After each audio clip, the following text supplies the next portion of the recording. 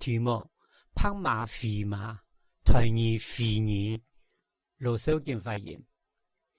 拍馬飛馬，馬有黃馬、拍馬、烏馬、策馬等等。拍馬呢，專指拍攝嘅馬點點，故說拍馬飛馬。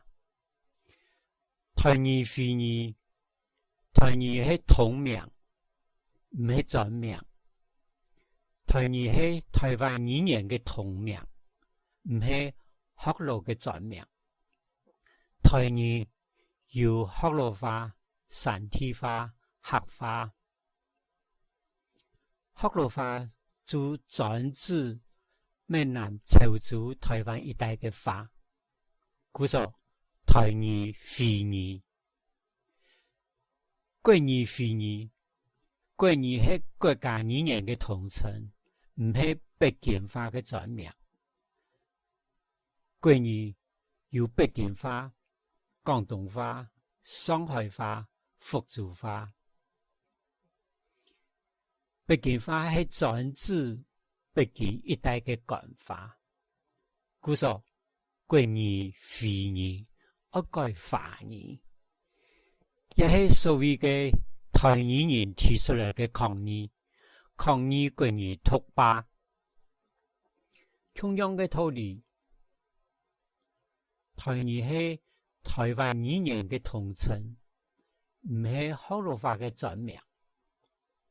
台語有學路話、山地話、客話。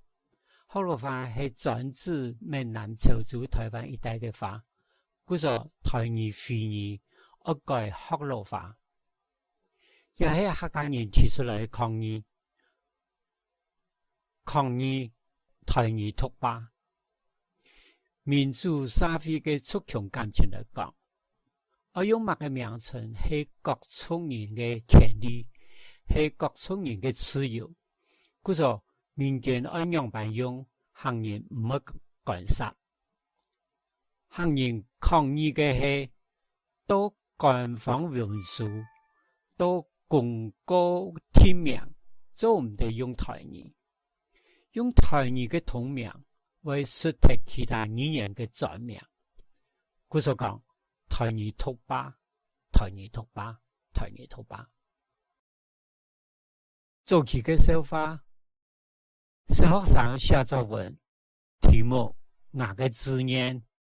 有人立志做蔣總統，雖然呢唔聽人我，今天蔣總統係專名，總統真係同名。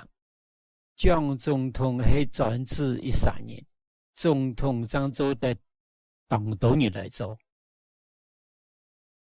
文化學術來看，台語係通太速嘅人講嘅話，台語係嘅專名，係通太速嘅專名，也係學術上嘅稱呼。